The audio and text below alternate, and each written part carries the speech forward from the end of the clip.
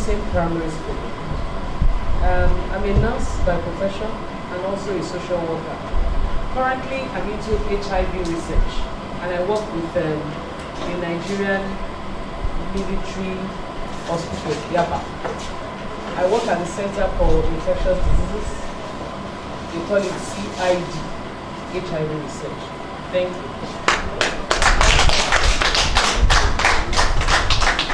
Okay, I'm going to be talking to us about health management, and the focus is on some very common ailments amongst us, things that we overlook, but they are equally dangerous.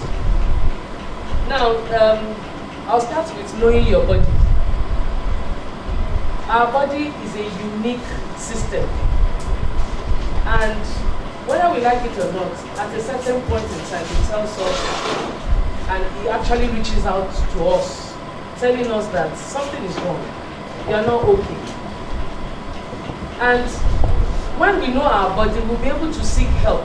Even when you have ordinary headache, even when you feel tired, when you are stressed out, you will learn to just reach out and seek help.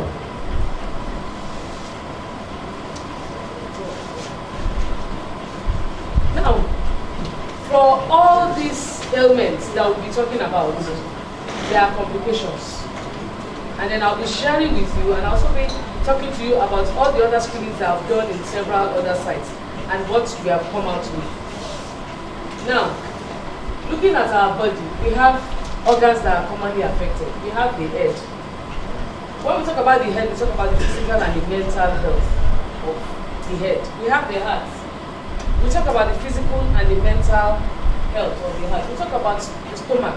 The most commonest ailment that affects the stomach is peptic ulcer disease. However, that does not mean we cannot have cancer of the stomach.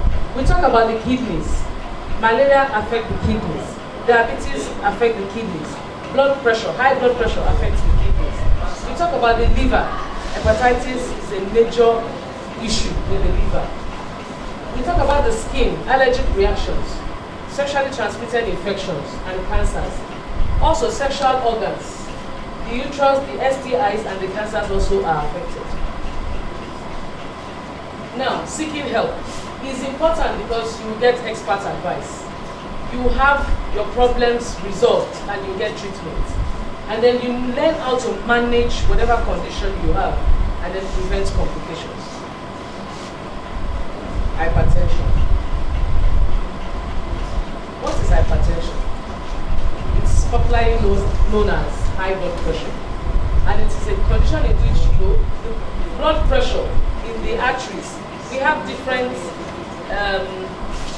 oxygen carrying organs in our system. And then the major ones are the arteries and the veins. Now, in the arteries, the blood pressure is very high. That is all the stone that is there. The pressure with which the blood is being forced out of the arteries is incredibly high. Next slide. Okay, what are the things that causes hypertension? The cause is unknown.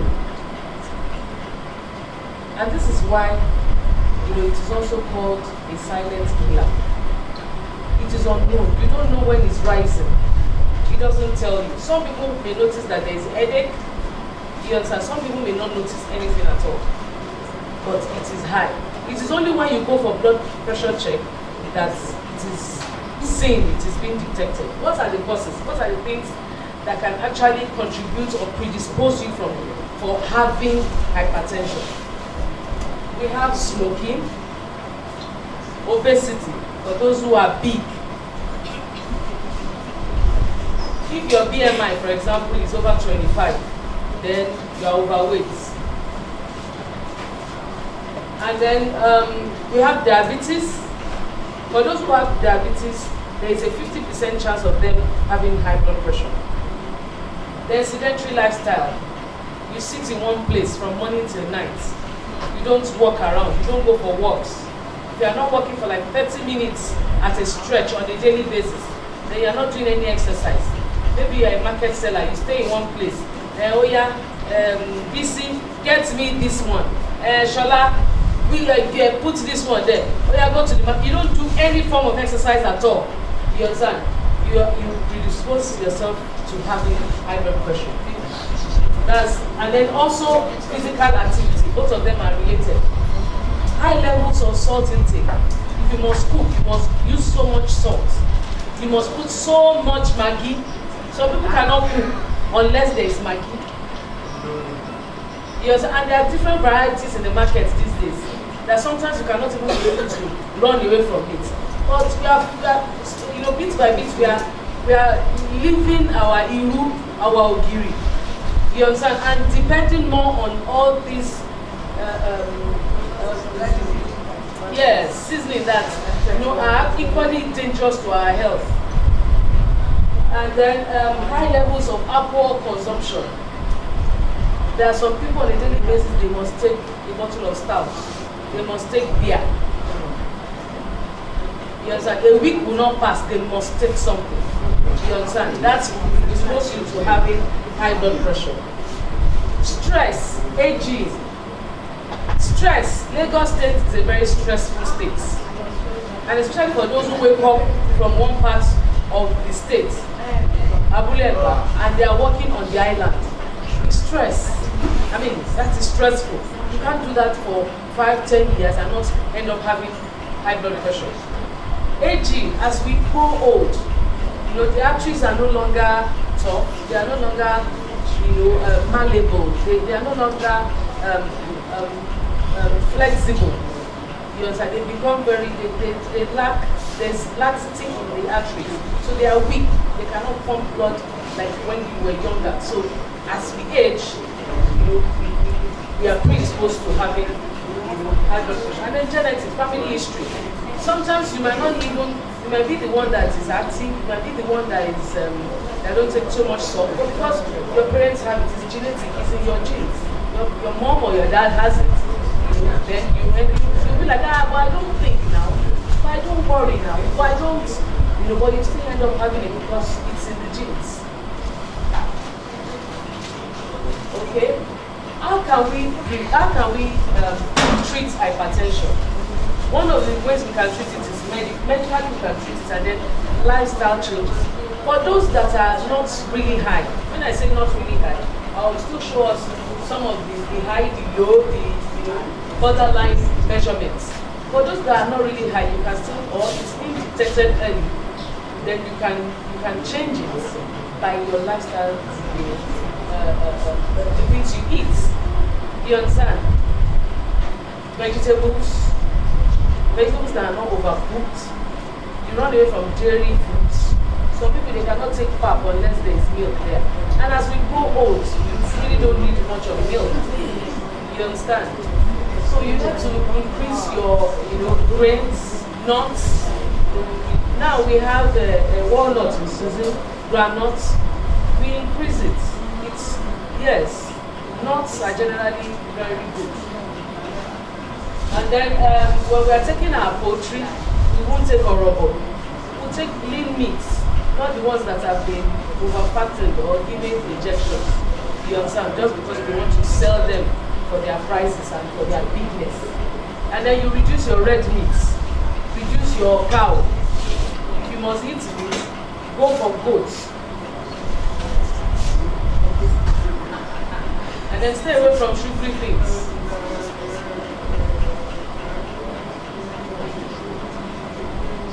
Okay. This one tells us about stopping smoking, because smoking actually damages the blood vessels. And then limits alcohol. Now, these are blood pressure measurements that tells us like 140/90. If you are within that range, that is borderline high. If you are 130/85, that's high normal. If you are 120/80, that's why it's written there boldly. That's the normal blood pressure. Between 120/80 and 100/60, normal. Anything around or below, if it's below, it will be low. If it's higher, it's high, but high blood pressure is more common than low blood pressure. What are the complications? I usually tell my clients, that if you are hypertensive, you are not taking your medication, then these are the things you are calling out for. May we not end up having any of this. Amen. I remember, I did a screening at Agege local government about 2 years ago, about a year and a half ago. And we actually had a lot of people that had high blood pressure. And then there was one particular woman, she had 190, 130. I can't forget, 190, 130.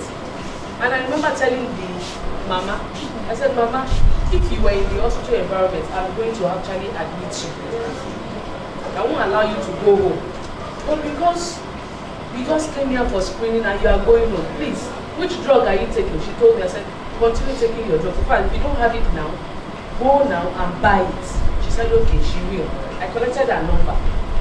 The second day, I was very busy in the office, I couldn't call her. So on the third day, I called her and I was told she has passed off.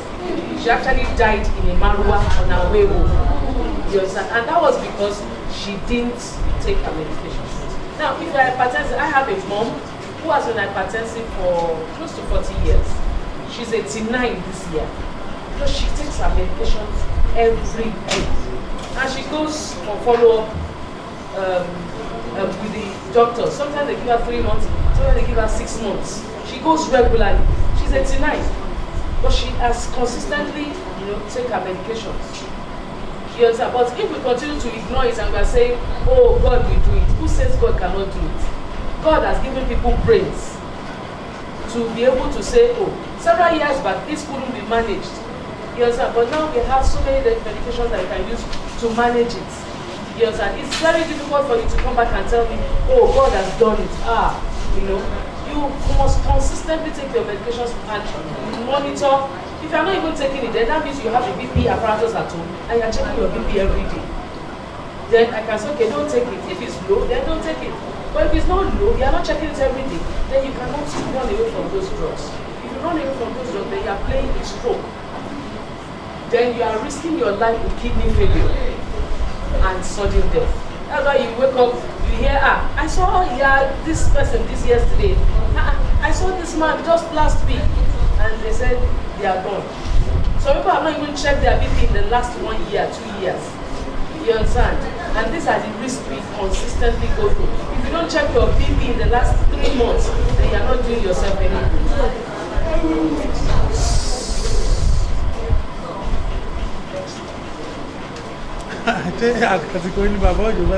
Other ailments that are common in our environment is diabetes. It also has the same predisposing factor as hypertension. Sometimes it's not known. It's a family history, genetics and all that.